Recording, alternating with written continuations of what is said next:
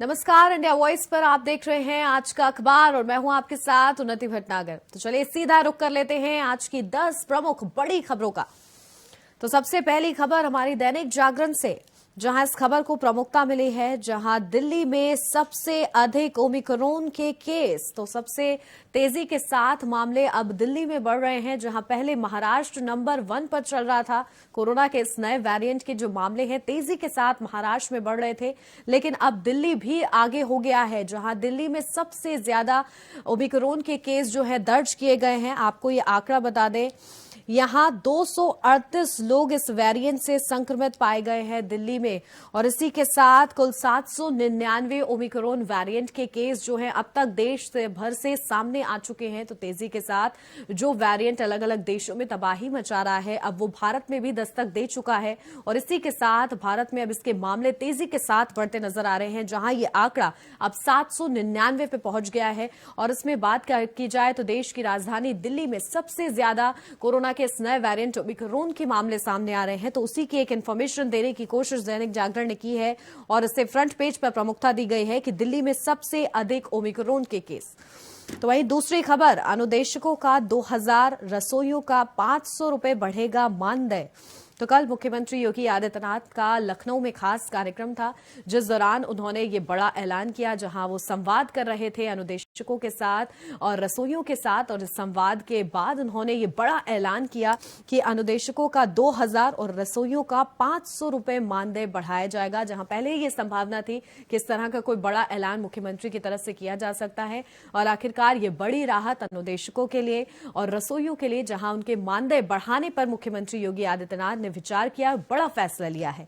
तो ये थी हमारी 2 प्रमुख बड़ी खबरें दैनिक जागरण से। तीसरी खबर, जहां चुनाव से पहले बड़ा फेरबदल, दुर्गा शंकर बने नए मुख्य सचिव।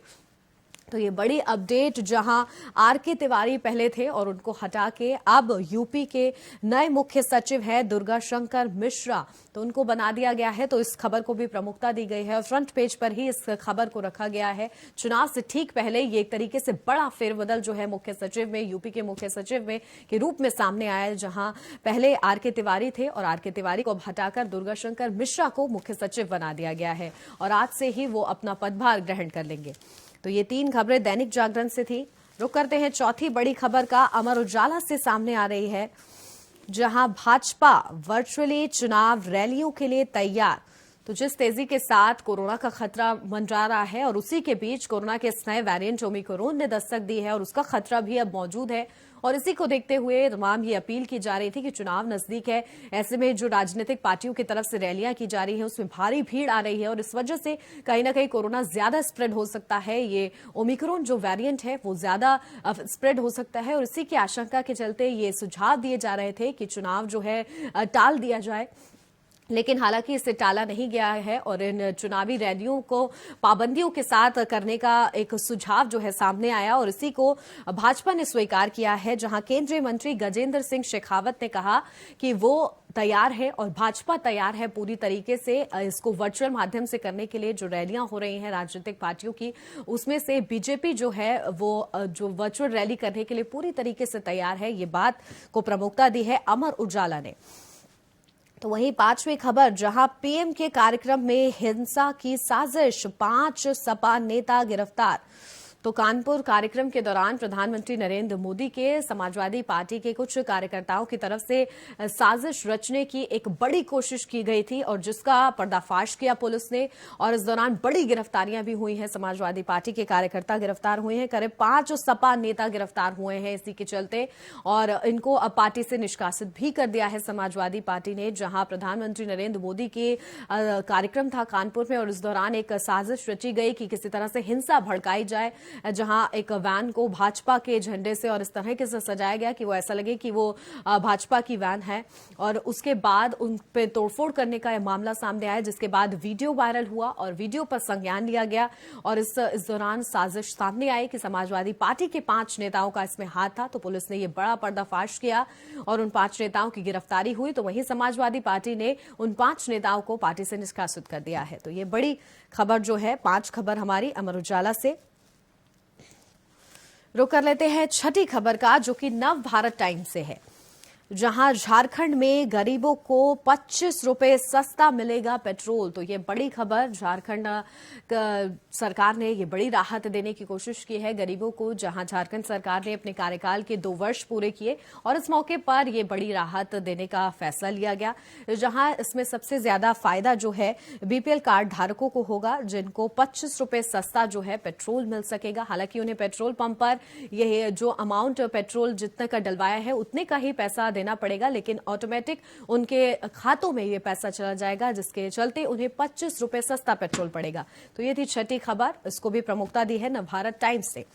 7वीं खबर, दिल्ली में कोरोना नॉन स्टॉप, लगभग डबल बढ़े मरीज। तो दिल्ली में कोरोना भी तेजी के साथ बढ़ता नजर आ रहा है, जहां एक तरफ ओमिक्रॉन के मामले सबसे ज्यादा सामने आए हैं दिल्ली में, तो इसी के साथ कोरोना का खतरा भी जो है दिल्ली में सबसे ज्यादा गहराता जा रहा है। देश की राजधानी दिल्ली कोरोना और ओमिक्रॉन की चपेट में नजर आ रही है, जहां एक हेडलाइन के माध्यम से ये बड़ी जानकारी, दिल्ली में कोरोना नॉन स्टॉप, लगभग डबल बढ़े हैं मरीज, यानी जो मरीजों की संख्या है वो उसमें डबल इजाफा हुआ है, दोगुने मरीज जो है सामने आ रहे हैं। तो ये अपडेट देने की कोशिश रही है नवभारत टाइम्स की कि क्या कुछ स्थिति बनी हुई है कोरोना और ओमिक्रॉन की दिल्ली में। तो ये 7 बड़ी खबरें हमारी 8वीं खबर हिंदुस्तान से, जहां कल मुख्यमंत्री योगी आदित्यनाथ के हर रोज ताबड़तोड़ दौरे सामने आ रहे हैं अलग अलग जिलों के। तो कल मुख्यमंत्री योगी आदित्यनाथ अमरोहा के दौरे पर रहे और इस दौरान उन्होंने बड़ी बात कही, जिसको कोट किया है हिंदुस्तान ने और अपने फ्रंट पेज की हेडलाइन ली है इसे, कि मथुरा में भी अयोध्या काशी की तरह भव्य मंदिर। तो मुख्यमंत्री योगी आदित्यनाथ की तरफ से जनसभा को संबोधित करते हुए पहले उन्होंने बड़ी सौगात वहां के वासियों को सौंपी, अमरोहा वासियों को सौंपी, और इसके बाद मुख्यमंत्री योगी आदित्यनाथ ने जनसभा को संबोधित किया। और इस दौरान मुख्यमंत्री योगी आदित्यनाथ ने ये बात कही कि जिस तरह से अयोध्या और काशी में भव्य मंदिर बने हैं और उसके बाद अब मथुरा की बारी है, तो ये बात को कहीं ना कहीं कोट किया गया, जहां लगातार बीजेपी जो है विकास की सीढ़ी चढ़कर चुनाव में आगे बढ़ना चाहती है और इसी के चलते मुख्यमंत्री योगी आदित्यनाथ ने जनता से ये बड़ा आश्वासन दिया है, जनता से ये बड़ा वादा किया है कि अयोध्या और काशी के बाद अब मथुरा में भी मंदिर बनेगा। तो इस हेडलाइन को कोट करते हुए फ्रंट पेज की हेडलाइन बनाया है। तो वहीं 9वीं खबर, जहां नोएडा में यूपी का सबसे बड़ा फूड पार्क बनेगा। तो लगातार जो है विकास के कार्य किए जा रहे हैं, सरकार प्रतिबद्ध है, चुनाव नजदीक है, उसके चलते विकास और सौगातों की बौछार की जा रही है। और इसी बीच एक बड़ा ऐलान, जहां नोएडा में यूपी का सबसे बड़ा फूड पार्क बनेगा, जिससे किसानों और युवाओं को रोजगार मिल सकेगा, क्योंकि लगातार रोजगार के मुद्दे पर विपक्ष जो है सरकार को घेरता नजर आया है और इसी के चलते विपक्ष को जवाब देने के लिए और रोजगार की समस्या, बेरोजगारी की जो समस्या देश में बढ़ती जा रही है उसको दूर करने के लिए, उत्तर प्रदेश में बढ़ती जा रही है उसको दूर करने के लिए एक बड़ा फैसला, जहां नोएडा में यूपी का सबसे बड़ा फूड पार्क बनाया जाएगा। तो ये थी 9 खबरें हमारी। रुक कर लेते हैं 10वीं खबर, जो कि दैनिक भास्कर से है, जहां लुधियाना ब्लास्ट के मास्टरमाइंड मुल्तानी को जर्मन कोर्ट ने सबूतों के अभाव में छोड़ा। तो लुधियाना कोर्ट परिसर के अंदर जो बम ब्लास्ट हुआ और उस मामले में लगातार जो है प्रशासन पर सवाल उठे कि किस तरह से ये ब्लास्ट हुआ, कैसे ये परिसर के अंदर पहुंचा, और इसको लेकर तमाम सवालों के बीच अब ये बड़ी बात सामने आई, जहां बड़ी कार्रवाई देखने को मिली कि जर्मन की तरफ से उसे गिरफ्तार किया गया, जिसका मुख्य हाथ इसमें बताया जा रहा है। और इसके बाद मास्टरमाइंड है वो इस पूरे ब्लास्ट का मुल्तानी, और इसके बाद उन्हें गिरफ्तार किया गया जर्मन की तरफ से, लेकिन अब सबूतों के अभाव के चलते उन्हें छोड़ दिया गया है। पहले गिरफ्तार किया गया और उसके चंद घंटों बाद ही उन्हें छोड़ दिया गया, क्योंकि कोई ठोस सबूत जो है नहीं मिल पाया उनके खिलाफ, जिसकी वजह से ये बड़ी कार्रवाई करनी पड़ी। हालांकि लगातार टच में है भारत सरकार और इस मामले को तहकीकात की जा रही है। फिलहाल जो है इस मास्टरमाइंड के लुधियाना कोर्ट में जो ब्लास्ट हुआ उसके मास्टरमाइंड को छोड़ दिया है जर्मनी की तरफ से। जर्मन पुलिस ने बड़ी कार्रवाई करते हुए गिरफ्तार किया था, लेकिन चंद घंटों बाद ही उसे छोड़ दिया गया, क्योंकि कोई ठोस सबूत नहीं मिल पाया है। तो ये थी आज की 10 प्रमुख बड़ी खबरें, जो कम समय में ज्यादा जानकारी आपके लिए। आज पूरा दिन ये सुर्खी रहने वाली है। कोरोना से अपडेट रहिए और कोरोना के जो आंकड़े आ रहे हैं उनसे भी अपडेट रहिए। हालांकि पैनिक होने की जरूरत नहीं है, बस सावधानी बरतते रहिए। और इसी के साथ आज के अखबार में बस इतना ही। देश और दुनिया की तमाम खबरों से अपडेट रहने के लिए आप देखते रहिए इंडिया वॉइस।